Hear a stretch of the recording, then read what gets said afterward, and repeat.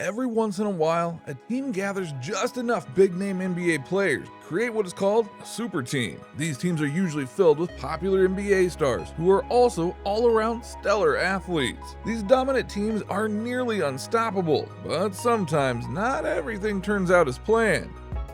In this video, we will see just how hard it is to build one of these super teams.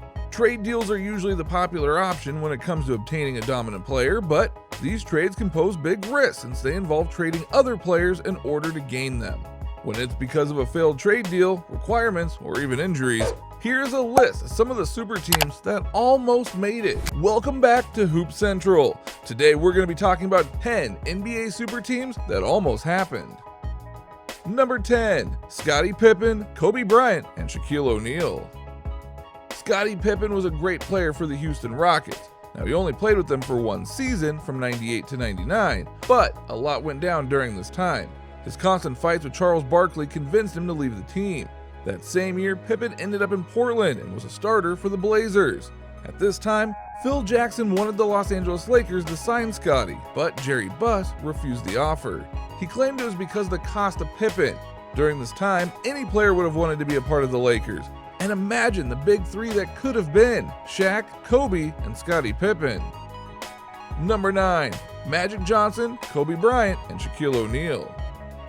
In 1996, NBA star Magic Johnson retired for the second time. He was definitely one of the greatest point guards in the game, but his retirement seemed to come a bit too soon. Johnson was definitely a fan favorite, playing 13 seasons with the Los Angeles Lakers. His career was exemplary, but people often fantasize about what could have been if he only stayed with the Lakers for a little bit longer. Had Johnson stayed for only one more season, he would have been playing alongside Kobe Bryant and Shaquille O'Neal, and that would have been a super team that many wished for, and the only thing that prevented it was Magic's retirement as opposed to a failed trade deal. Eventually though, Bryant and O'Neal were able to win 3 titles with the Lakers. But imagine the incredible possibilities had Magic Johnson been on board. It would have no doubt been a truly magical team. Number 8, LeBron James, Dwayne Wade, Chris Bosh, and Carmelo Anthony. The Miami Heat had a tendency to build very strong teams in the past. In 2010, they were able to assemble LeBron James, Chris Bosh, and Dwayne Wade. That itself was already a great super team, but they almost had something even bigger. The Miami Heat lost against the San Antonio Spurs, and that led the team to look for stronger players in order to win bigger and to avoid more defeats. In 2014, Miami tried to get Carmelo Anthony on their team, but before the offseason, Anthony was playing with the New York Knicks. During that season, the team suffered from a losing streak, but Anthony stayed strong and continued to help the team. After seeing this kind of play from Carmelo Anthony, the Miami Heat wanted him so badly that they were willing to take pay cuts in order to make it happen. Unfortunately, the Knicks offered Anthony a much better deal, which involved a generous contract for a maximum of 5 years. The addition of Anthony would have definitely created such a super team, and many believe it would have led to LeBron James staying in Miami stopping Golden State during the finals. Number 7, Tim Duncan and Jason Kidd. In 2003, Jason Kidd was one of the best NBA point guards around. During that time, he was playing for the New Jersey Nets. His performance led the team through an amazing season. Kidd had his highest scoring season during this time period with an average score of 18.7 points per game. He also led the league with an amazing 8.9 assists per game. He was able to lead the Nets to many finals, although they didn't win any of those finals, but in 2003, the San Antonio Spurs ended up beating the Nets, and that summer, Kidd considered signing with the Spurs. Kidd would have definitely helped the Spurs if he was signed. Tony Parker was becoming a disappointing point guard, and Kidd would have easily replaced him and shined. But Kidd never signed with the Spurs, and he later went on to say that not doing so was one of the biggest disappointments of his life. He believes he could have won a championship with the Spurs, and he said he still gets nightmares about not signing with them. But it's not all bad, however, because Tony Parker eventually developed the skills and helped bring the Spurs more championships. Also, Jason Kidd helped bring Dallas to a championship as well, so all's well that ends well. Number 6, Kobe Bryant, Chris Paul, and Dwight Howard. Next on this list is an infamous canceled trade. In 2011, the Los Angeles Lakers wanted to change up their team a bit. Their first choice was to get Chris Paul. Before the offseason, Chris Paul was playing for the New Orleans Hornets. Despite suffering an injury scare where Paul suffered a concussion during a game with the Cleveland Cavaliers, many saw Paul's season as a historically great one. The trade was looking to be a great deal for the Lakers, but Commissioner David Stern vetoed this trade for very mysterious and vague reasons, which he would only refer to as basketball reasons. Since the league itself owned the New Orleans Hornets, the team that Chris Paul was then playing on, Stern had the right to veto the trade. It became an awkward ordeal, and Paul was sent instead to the Los Angeles Clippers. During this time, the Lakers were also looking to get Dwight Howard. They wanted him more after the whole veto issue with Chris Paul. They did eventually get Howard, but it was after his back surgery and his physical health started to go downhill from there. If the trades went well, the super team would have played very well together, although they most likely would not have lasted long. Number 5. Dirk Nowitzki and Shaquille O'Neal. 2004 saw the highest point of the Shaquille O'Neal and Kobe Bryant feud. The two were some of the biggest and most dominant players to ever play for the LA Lakers, but the two players clashed because of different styles of practice, playing, and well, just general behavior and outlook. When the LA Lakers lost the finals to the Pistons, everyone knew the team was falling apart.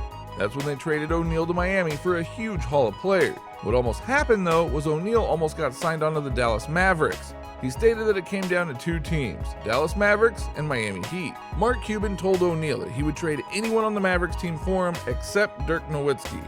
O'Neal always respected Nowitzki, but the issue was that the Lakers didn't want to trade Shaquille O'Neal to the Mavericks if Dirk Nowitzki wasn't included in the trade. The Lakers only asked for Nowitzki, and Mark Cuban considered it, but he eventually backed out. The Mavericks really wanted O'Neal, but they just couldn't risk trading Nowitzki. If the deal went through, the Mavericks would have had an amazing super team. That team would have been the perfect front court combination. Number 4. Tim Duncan, Tracy McGrady, and Grant Hill. Tracy McGrady and Grant Hill were a great duo when they played together with the Orlando Magic. These two stars gave many people hope that the Magic would be the next big team in the early 2000s. However, Grant Hill soon ended up suffering an ankle injury that prevented him from rising any further in the ranks with the Orlando Magic. During the 2000 offseason, the Orlando Magic almost got Tim Duncan. Duncan was thinking of meeting with the Magic and possibly signing with them, but when he asked if his family can come on some flights to see some games, Duncan was told no.